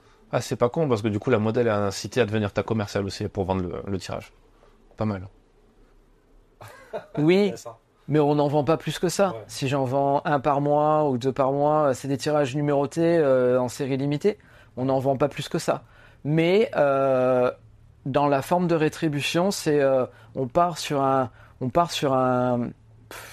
quelque part et je suis parti en Norvège avec une fille qui avait pas de piercing. Je suis parti, on a fait un shooting en Croatie en vendant pour TG des produits à cheveux. Des photos sur la plage. On n'a jamais trouvé de plage en Croatie. Il n'y a que des pierres en fait, de partout, tu vois. Ah oui, pas la plage au Saint-Lefin. Il n'y a pas de plage au Saint-Lefin. Ça, je savais pas, tu vois. Ça, on l'a découvert après 5 jours de voiture. Ah, c'est bien le repérage, quand même, ça sert à quelque chose en fait. Il n'y avait pas de repérage, c'était un peu les vacances. C'était la copine de l'époque avec qui j'étais. Donc on était en vacances et du coup, le dernier jour, on était à côté de Dubrovnik et on part un peu loin, genre à 20 minutes de voiture. Et je trouve une succession de pierres où ça fait des bassines d'eau, etc. Et je lui dis, vas-y, on va faire les photos là. Et je lui dis, vas-y, il était peut-être 6 heures du soir et le soleil commençait à tomber. Si j'avais voulu les faire 2 fois, le ciel était bleu, bleu, ouais, orange du coup. Si j'avais voulu les faire 2 fois, ça aurait été pas possible. Et on est arrivé sur ce spot par hasard à 6 heures. Et c'est ces photos qui ont servi à TG pour promouvoir le produit pour les cheveux. On n'avait pas de plage, mais du coup, j'étais un peu loin du cahier des charges. Et je savais pas qu'il y avait pas de plage en Croatie, moi. Voilà, c'était cool, mais donc du coup voilà, bon, plein d'anecdotes comme ça qui peuvent être vraiment cool et sympa. Autre chose par rapport au modèle, des choses vraiment importantes. Moi, je travaille avec j'ai mis en place avec l'expérience, etc. J'ai mis en place des clés de sécurité, on va appeler ça des clés de sécurité, qui est que d'abord je discute du projet photo. Si on fait une collaboration avec un modèle, quel que soit, ça peut ne pas être un modèle aussi. Je sais pas, il y a 15 jours, j'ai croisé quelqu'un dans le couloir qui a un charme absolu, qui est juste magnifique, qui a 30 ans, c'est une femme qui a 30 ans, qui a jamais fait de photo de sa vie. Personne ne lui a jamais proposé de rentrer dans une agence de mannequin. Elle a quelque chose, elle a une aura. Donc j'espère qu'il y aura un prochain édito ou quoi que ce soit. On verra ce qu'on va mettre en place, etc. Ça peut être bien parti, mais ça peut être des gens de tous les jours en fait. Ça peut être des gens de tous les jours. Je ne cherche pas la mannequin qui a 1 million de followers, ça ne m'intéresse pas. Et je n'arriverai pas forcément à avoir quelque chose de spontané et naturel avec cette personne qui s'est posée. Ça, ces éditos, ces collabs, comment on peut les monétiser en dehors de la vente de tirage? C'est quoi la collaboration avec des marques pour faire du placement de produits, par exemple? Non, ça marche pas parce qu'en fait, moi, quand je pars, j'ai aucune idée, plus ou moins aucune idée de ce que je vais faire. Ouais. Par contre, j'exprime ma créativité à 100%. Avec un respect mutuel pour le modèle et en respectant les limites qu'il peut y avoir ou les frontières ou ce qu'on veut faire, etc. Ma griffe et mon éthique, elle est de jamais faire de vulgaire et tout ça. J'adore le suggestif. J'adore quand c'est suggestif, c'est juste parfait. Et j'adore quand il y a des émotions dans le regard, etc. Donc on cale ça avant, mais je serais incapable d'avoir un client et lui dire je pars sur quelque chose, j'ai pas de storyboard, c'est rien de professionnel. Voilà. Tu préfères rester sur un côté un peu amateur, mais dans le sens c'est pour le plaisir, c'est pas du travail. Enfin, il y a pas de commanditaire derrière. Non, Tu le fais pour toi sans être... Il peut y avoir, hein. Moi, j'ai eu des hôtels qui m'ont acheté des tirages d'art, qui m'ont acheté 12 tirages. C'était cool. Mais après avoir fait les photos. Donc là, moi, je suis vraiment le photographe dans l'essence pure et dure du photographe qui exprime sa créativité et son savoir-faire. Et chaque photo est unique parce que chaque modèle est unique, parce qu'il y a du modèle, parce qu'il y a une personne en face. Et ça serait impossible de faire une deuxième fois la même photo au même endroit avec une personne différente. Chaque photo est une histoire, c'est quelque chose qui est vraiment très personnel et qui est très... Mais je ne suis pas un technicien photographe comme je peux l'être sur mon job où je suis payé actuellement. Là, j'ai pas quelqu'un qui me demande de faire une photo. Donc je garde ma liberté et ma liberté, elle est absolue. Si on part et qu'à un moment donné, il fait un peu froid et qu'on veut partir sur un endroit plus abrité, on va le faire. Si tu pars avec une équipe, que tu as un client et qui te dit oui, mais il faut le faire à tout prix là, etc., ça ajoute des contraintes. En plus, tu deviens plus technicien que photographe créatif, etc. Et ça peut être avec n'importe qui, j'ai pas de problème avec ça. Ça peut être avec n'importe qui, ça peut être avec une modèle pour qui je travaille la première fois ou une deuxième fois. Ça peut être une amie avec qui j'ai déjà travaillé ou ça peut être ma petite amie du moment. Mon comportement restera toujours le même. Je vais revenir aux clés pour le shooting photo parce que je pense que c'est quelque chose d'important. Donc la communication avant et l'honnêteté, évidemment. Ensuite, si la personne veut venir accompagner, il n'y a aucun problème avec ça. J'ai aucun problème à ce que la personne vienne accompagner. J'aurai exactement le même comportement si elle vient avec son copain que si elle vient pas avec son copain. J'aurai exactement le même regard que je lui pose dessus, etc. Donc du coup, ça évitera d'avoir les clashs en rentrant à la maison, etc. Moi, ça me va très bien et il me servira pour m'aider à quelques détails, etc. Je l'ai déjà fait et tout le monde a été très en confiance et absolument en confiance. C'était très bien. Ensuite, les photos, on regarde les photos au fur et à mesure. Pas à chaque photo, mais on les regarde. Ça lui permet d'avoir un miroir et de voir quelle est l'approche photographique que je fais avec elle, etc. Si je lui dis que je cadre serré, etc., je lui explique plus ou moins. Moi, j'adore travailler au téléobjectif. J'adore ça. Ça me permet de garder mes distances, même si je travaille avec ma copine. C'est exactement pareil, j'ai le même process. Ça me permet de garder les distances et ça me permet de diriger le modèle à distance. Il y a une bulle de confiance qui est instaurée et je ne casse pas cette bulle-là. C'est important. La façon dont je la regarde aussi est importante. Ça, c'est vraiment important. Le regard, elle sent s'il y a quelque chose de sous-jacent ou pas, etc. Donc ça, c'est important et c'est comme ça qu'on gagne la confiance. Et ensuite, à la fin de la séance, on regarde ensemble les photos sur mon appareil photo. S'il y a quelque chose qui ne va pas, il y a un détail ou quoi que ce soit, on les supprime et on les supprime. Elle part chez elle, elle sait ce qui a été fait et ce qui reste sur la caméra. Ça, c'est important pour la confiance. Autre point important, avant de diffuser quelconque photo, quelle que soit la photo ou quoi que ce soit, j'envoie la photo au modèle pour avoir son aval et son approbation. Donc quand toutes ces clés sont réunies et que les gens transmettent ces informations de recommandation, voilà. Donc actuellement, je travaille avec des agences de mannequins à Londres. Je peux voyager aussi. Si je voyage seul, je suis parti à Berlin, je suis parti en Pologne, je suis parti à Budapest, etc. En contactant des agences de mannequins, en leur donnant un deal. Je ne donnerai pas le deal là, mais en leur donnant un deal, si vous me trouvez, par exemple, on peut le dire, mais si vous me trouvez un endroit où loger pour une semaine, moi je peux vous consacrer 2 jours, un Airbnb, moi je peux vous consacrer 2 jours de shooting pour vos modèles. Ouais, tu fais un peu de troc, des trucs de bon sens. C'est de la collaboration, c'est pas payé, sauf que là actuellement à Budapest, l'agence de mannequins est en train de me contacter pour du travail commercial. Parce qu'elle a rencontré un client qui aime bien les photos, qui aime bien l'approche et tout. Et donc là, elle me met en contact avec le client pour du travail commercial. Et toute ma vie a été basée là-dessus. Donc on est loin du marketing qu'on peut apprendre à l'école. J'ai perdu certainement beaucoup de temps à faire des projets perso, de la collab, etc. J'ai perdu certainement beaucoup d'argent, certainement, très certainement. Je me suis retrouvé dans des phases critiques, etc. Certainement. Par contre, j'ai toujours gardé ma liberté et j'ai toujours gardé ma passion de la photographie. Je suis pas sûr que tu aies perdu beaucoup. Hein. Tu sais, la meilleure stratégie marketing, mais quelle qu'elle soit, elle est simple. Hein. C'est qui donne reçoit. C'est ça même, les plus grands entrepreneurs, les plus gros groupes de business, tu prends les Business Network International, les BNI partout dans le monde, c'est leur mantra. Leur mantra, c'est des mecs en costard qui te disent ça. Hein. C'est pas des catholiques dans des églises. Hein. C'est qui donne reçoit. Il faut donner avant de chercher à recevoir.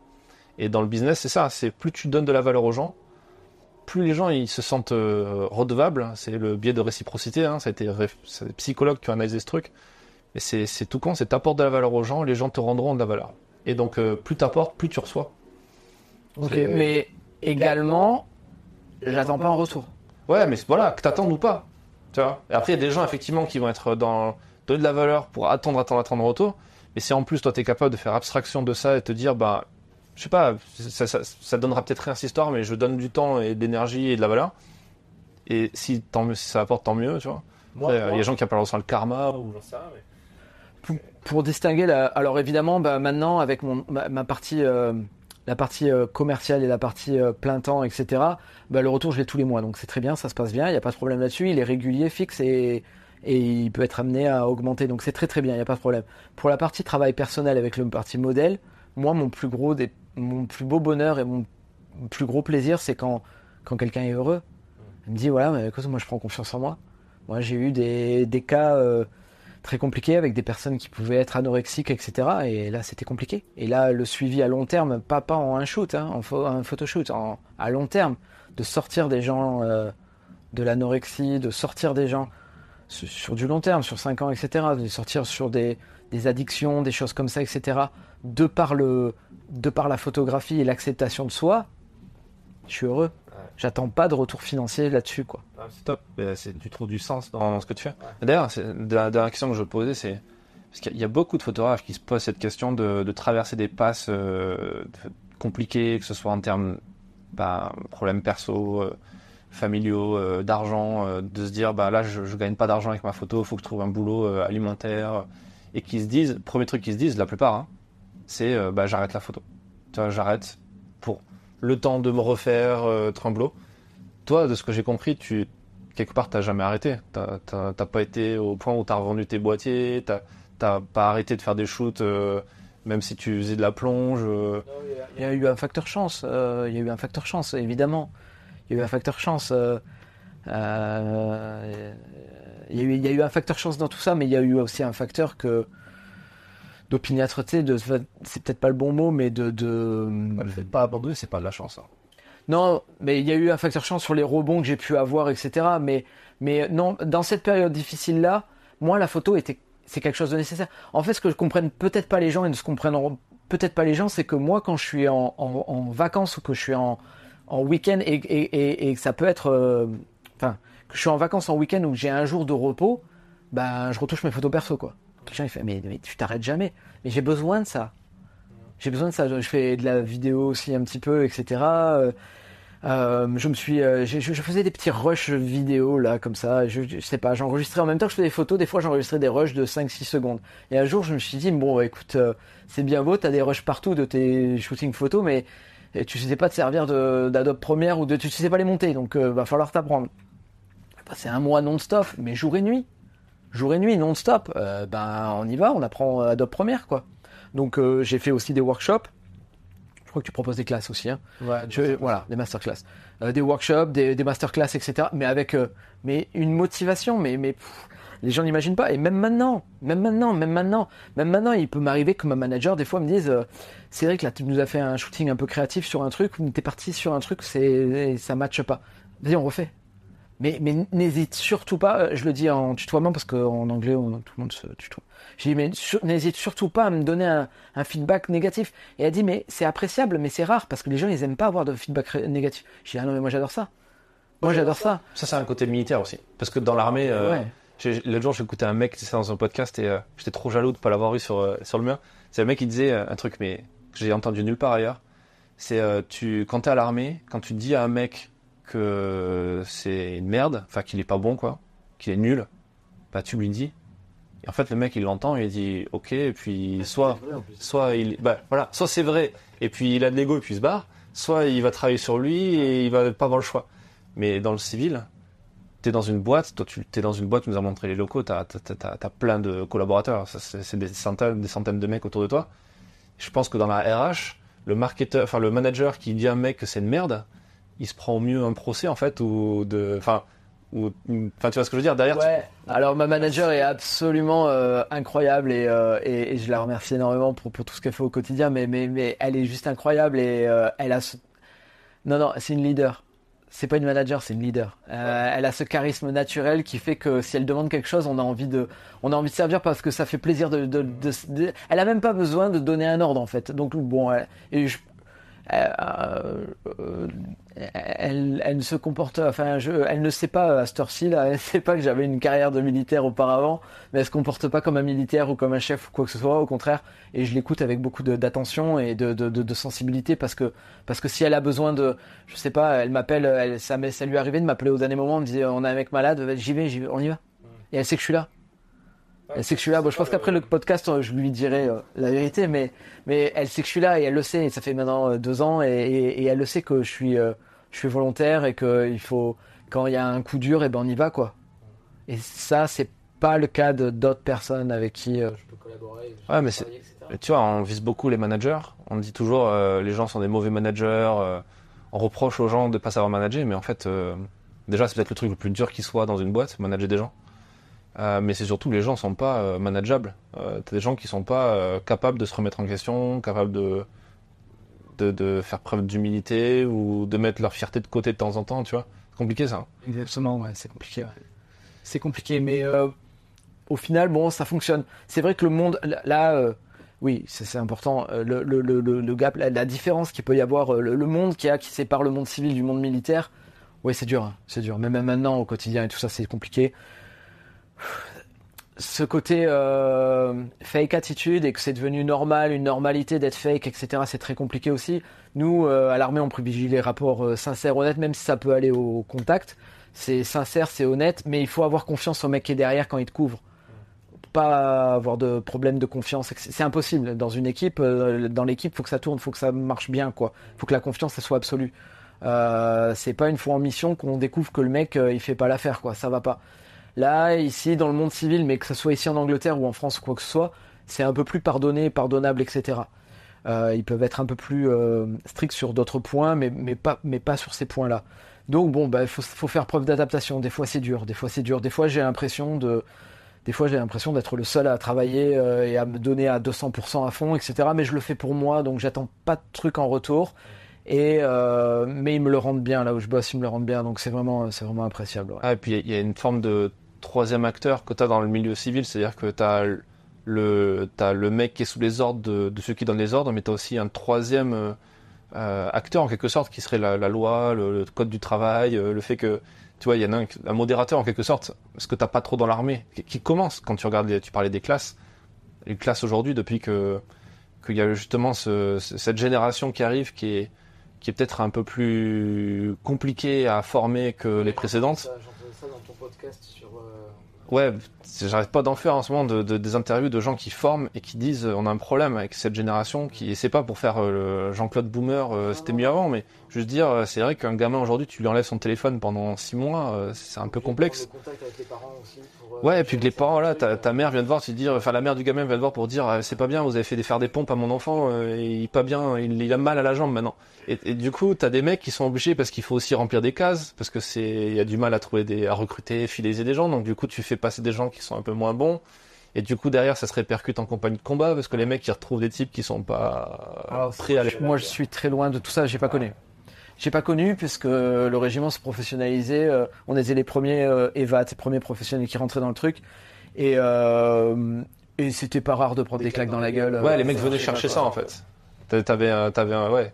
Mais tu vois, moi j'encourage les gens à se renseigner sur, c'est pas pour faire de la pub pour le podcast, pour Défense Zone, mais je trouve que c'est important de voir ce qui se passe dans le milieu militaire pour comprendre, surtout quand t'es freelance en fait, quand t'es photographe indépendant, si t'as pas une discipline militaire, tu vois, des valeurs militaires, si t'arrives pas à les intégrer dans ta vie perso, c'est compliqué, quoi. Je pense que t'abandonnes très vite. Je vais devancer ta question. Si tu as une recommandation à faire pour les photographes, qu'est-ce que tu recommanderais ? Engagez-vous. Engagez-vous dans un régiment para à un chiffre si possible. Petite parenthèse pour Thomas, Mike Echo. Engagez-vous à l'armée et ensuite après faites photographe. C'est clair. D'ailleurs, c'est fou, il y a de plus en plus de photographes, de plus en plus de militaires qui se lancent dans la photo. C'est un truc de dingue. Rien que dans mon agence, j'en ai quelques-uns. Et c'est marrant de voir.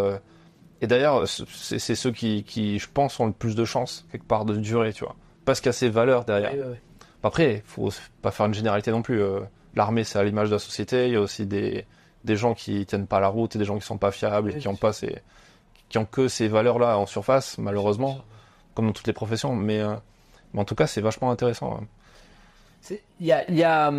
Alors, je ne pense pas avoir été concerné et je ne pense pas être concerné et je prends ça avec beaucoup d'empathie. Toutes les histoires qu'on entend par rapport au PTSD, etc. De syndrome post-traumatique suite à des blessés de guerre, à des choses comme ça, etc. Peut-être que la photographie m'a fait beaucoup de bien, ouais. Peut-être. Et que me fait beaucoup de bien. Côté créatif.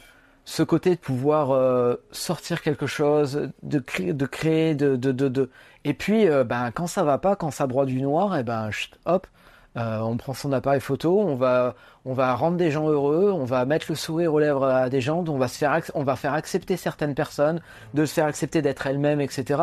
Il y a un travail je ne me considère pas comme thérapeute ou un mot employé qui est totalement faux, photothérapeute, qui n'existe pas, c'est la photothérapie. La photographie thérapie, pardon.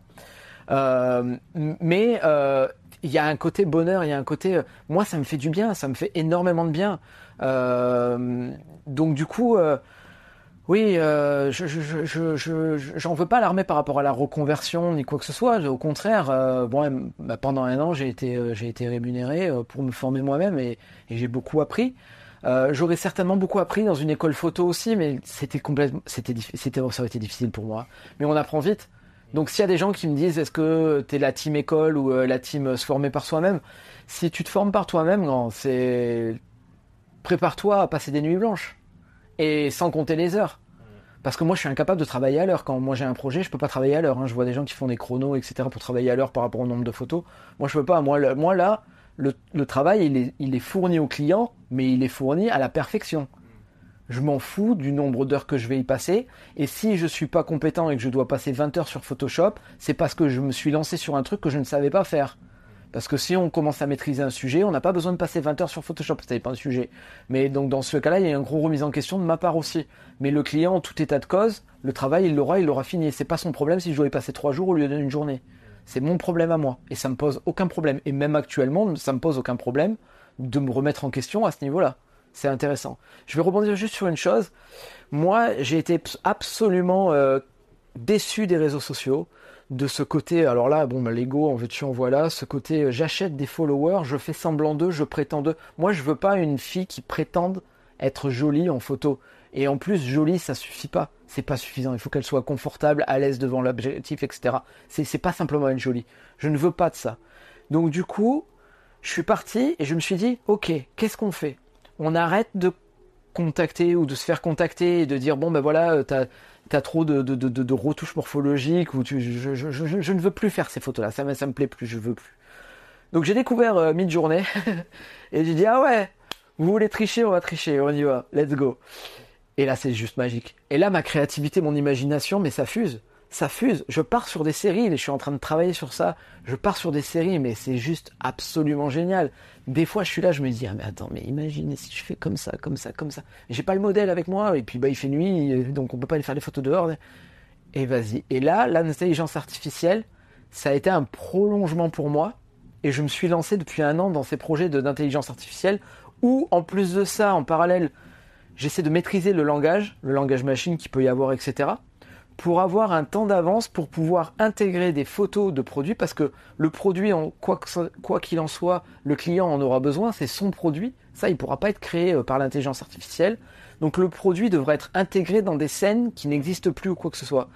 Et je suis parti dans un état d'esprit où actuellement, dans mon site internet, il y a 2 parties. Une partie intelligence artificielle avec des print art qui coûtent entre... Je crois que c'est en euros, mais c'est pas en euros, c'est quasiment la même chose en pound. Entre 49 et 99 euros pour des print art, ça dépend de la taille. Pour des séries qui ont été imaginées en rapport avec les méfaits la destruction des réseaux sociaux, les méfaits le désastre des réseaux sociaux, qui racontent des histoires par rapport à ça, avec les followers au centre, et puis des gens qui veulent... des influenceurs au centre et des followers qui veulent ressembler aux influenceurs. Donc je suis parti dans des séries complètement, absolument géniales, qui ressemblent plus à des aliens, en fait, au final, que réellement aux aliens. Et pour me moquer de façon sarcastique de ces influenceurs qui sont totalement fake et tout. J'ai dit ok, vous voulez jouer à ça, on va jouer à ça, mais moi j'ai des outils pour jouer qui peuvent être amusants. Et j'ai mis une autre partie qui est le print art, l'impression de poster en série limitée, qui est à des tarifs qui sont un peu différents, qui sont entre 500 et 800 euros, ou 900 euros, je sais plus exactement, il faut que je vérifie, mais entre 500 et 900 euros, avec 50-50 pour le modèle. Mais là, on n'a que du rare. On n'a que des gens qui ont une acceptation de soi, qui acceptent de faire des photos avec très peu de maquillage, lumière naturelle, dans des décors où on n'a pas repéré avant ni quoi que ce soit, et c'est que des gens rares. C'est pas forcément des mannequins, la plupart des personnes qui sont sur mon site internet dans cette partie travail personnel, ce sont des gens que j'ai rencontrés dans la vraie vie et pas dans des agences de mannequins.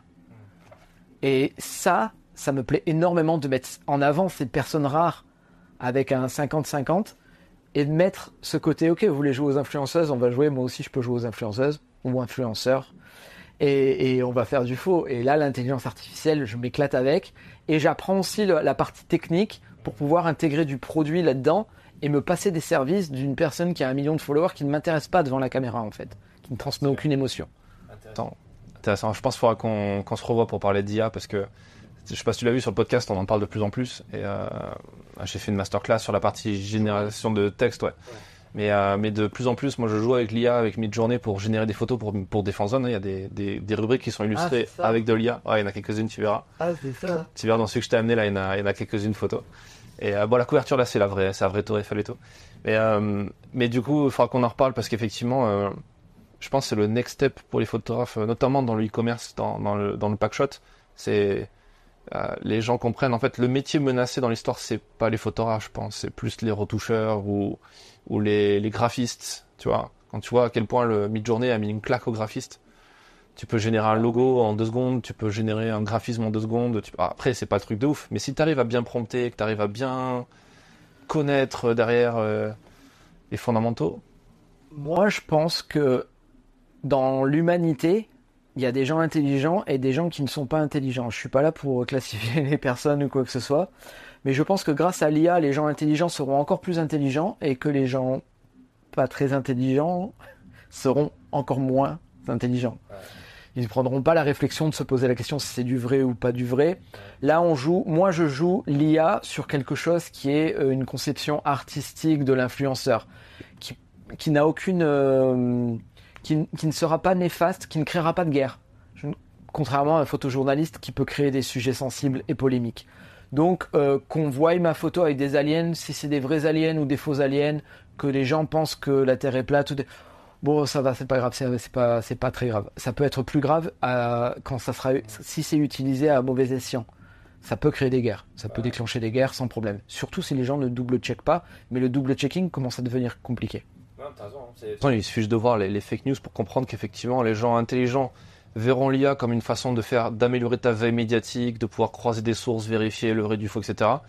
Et les gens moins intelligents seront encore moins méfiants et encore plus manipulables et tout ce qu'on veut parce que tes biais de confirmation te donnent l'information que t'attendais, mais quelqu'un l'a inventé. Et du coup, tu es encore moins crédible qu'avant et t'es encore plus bête qu'avant quelque part. Mais je crois que la clé là-dedans pour tout le monde, que ce soit photographe ou pas photographe, c'est de maîtriser le langage qu'il y a pour savoir, pour être master, pour rester maître de la machine. Ouais. Et ne pas se faire envahir par la vague en découvrant trop tard comment ça fonctionne. Ouais. Ça peut être fait de façon amusante. Ça peut être fait de façon...